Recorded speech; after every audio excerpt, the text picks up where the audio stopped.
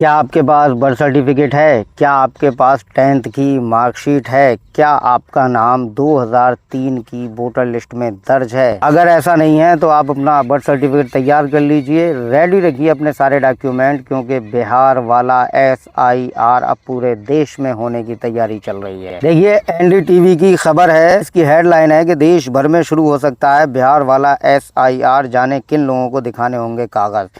तो आज के इस वीडियो में मैं आपको पूरी NDTV की ये अपडेट, ये खबर पढ़कर सुनाऊंगा और आपको सिंपल सी भाषा में समझाऊंगा कि SIR में आपको क्या क्या डॉक्यूमेंट रेडी रखने हैं, किन किन डॉक्यूमेंट की आपको ज़रूरत पड़ेगी, जिससे आपको परेशानियों का सामना ना करना पड़े। तो वीडियो में एंड तक बने रहिए। देखिए, बिहार में पिछले दिनों वोटर लिस्ट रिवीजन हुआ था, जिसमें लाखों लोगों के नाम हटाए गए थे। चुनाव आयोग ने इसे स्पेशल इंटेंसिव रिवीजन SIR का नाम दिया था। वोटर लिस्ट रिवीजन में लोगों को ये साबित करना था कि वो उसी जगह के वोटर हैं या नहीं। बिहार के बाद अब देश भर में वोटर लिस्ट रिवीजन की तैयारी हो रही है। बताया जा रहा है कि जल्द ये प्रक्रिया शुरू हो सकती है। इससे पहले चुनाव आयोग की तरफ से भी देश भर में SIR की बात कही गई थी। ऐसे में आपको ये जानना जरूरी है कि किन लोगों को दस्तावेज दिखाने होंगे और कैसे आप लिस्ट से अपना नाम कटने से बचा सकते हैं। देखिए, सबसे पहले ये जान लेते हैं कि SIR है क्या। सबसे पहले ये जान लीजिए कि ये SIR क्या है। चुनाव आयोग की तरफ से फर्जी वोटर्स की पहचान और उन्हें वोटर लिस्ट से हटाने के लिए ये प्रोसेस होता है, जिसे स्पेशल इंटेंसिव रिवीजन कहा जाता है, यानी कि SIR। जिन लोगों की मौत हो चुकी है उनका नाम वोटर लिस्ट से हटाया जाता है। जो लोग अपना गांव या फिर शहर छोड़कर जा चुके हैं और दूसरे राज्य के वोटर हैं, उनका नाम भी हटाया जाता है। विदेशी नागरिकों का नाम भी वोटर लिस्ट से हटाया जाता है। SIR के दौरान भरे जाने वाले फॉर्म से वोटर लिस्ट में नाम जुड़वा भी सकते हैं। मतलब ऐसा नहीं है कि तमाम नाम इससे हटाए जाते हैं, बल्कि नाम जोड़े भी जाते हैं। जैसे बिहार के लिए चुनाव आयोग की तरफ से 2003 की लिस्ट को आधार बनाया गया था, यानी जिन लोगों का नाम 2003 की लिस्ट में शामिल था उन्हें दस्तावेज दिखाने या फॉर्म भरने की ज़रूरत नहीं पड़ी। इसके बाद वोटर लिस्ट में नाम जुड़वाने वाले लोगों को ये साबित करना था कि वो वैध वोटर हैं या नहीं। अजीब ही हाल है यार, मतलब अपने ही देश में साबित करना पड़ रहा है कि भाई हम इस देश के नागरिक हैं भी या नहीं है।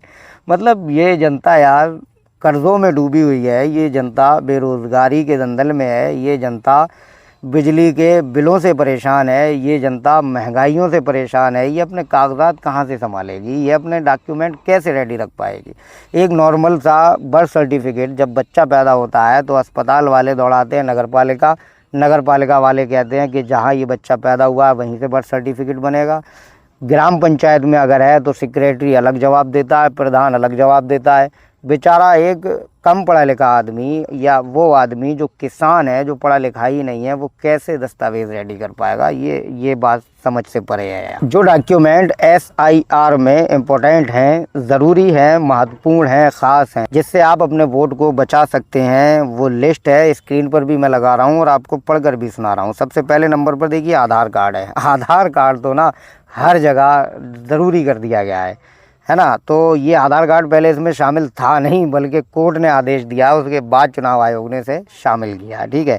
दूसरे नंबर पर है केंद्र, राज्य या PSU के नियमित कर्मचारी पेंशन भोगी का पहचान पत्र या पेंशन भुगतान आदेश PPO। तीसरा है 1 जुलाई 1987 से पहले निर्गम किया गया यानी जारी किया गया कोई भी पहचान पत्र, प्रमाण पत्र, दस्तावेज। कोई भी एक ऐसा पहचान पत्र जो 1 जुलाई 1987 से पहले जारी किया गया हो। ठीक है। अब वो चाहे पहले ऑनलाइन तो चीज़ें थी नहीं, तो वो जाहिर सी बात है ऑफलाइन ही होगा। जैसे अगर किसी का बर्थ सर्टिफिकेट है हाथ से बना हुआ तो वो भी मान्य होगा। किसी की TC है स्कूल की 5वें, 6ठे या दूसरे क्लास की भी, तो शायद वो भी मान्य होगी।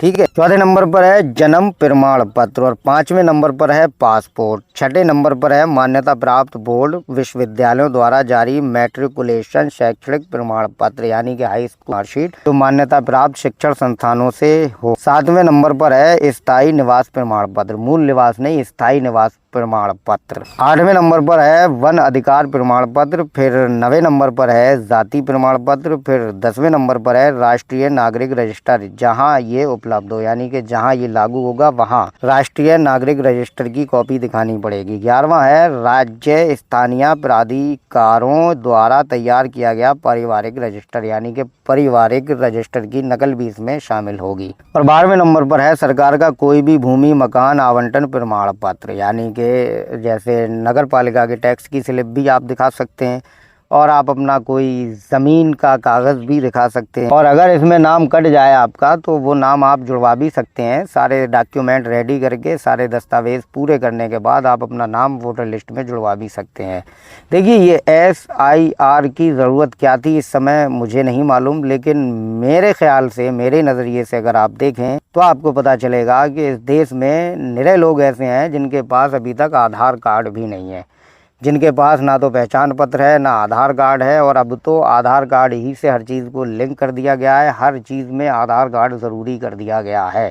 तो जिन लोगों के पास आधार कार्ड ही नहीं है वो तो गए बेचारे, है ना। तो मेरे ख्याल से भैया बहुत लोग SIR से बाहर होने वाले हैं और मैं नहीं समझ पा रहा हूँ कि ये आखिर चल क्या रहा है। फिर भी अगर आपका कोई सवाल है, कोई क्वेश्चन है, कोई आपका नज़रिया है तो कमेंट बॉक्स में कमेंट ज़रूर कीजिए ताकि मैं उस पर वीडियो बना सकूं और आपके कमेंट का रिप्लाई कर सकूं। चलिए अब जल्दी से इस वीडियो को और लोगों तक शेयर कर दो, क्योंकि ये बहुत ही इम्पोर्टेंट, बहुत ही काम की वीडियो है और सबके फ़ायदे की वीडियो है।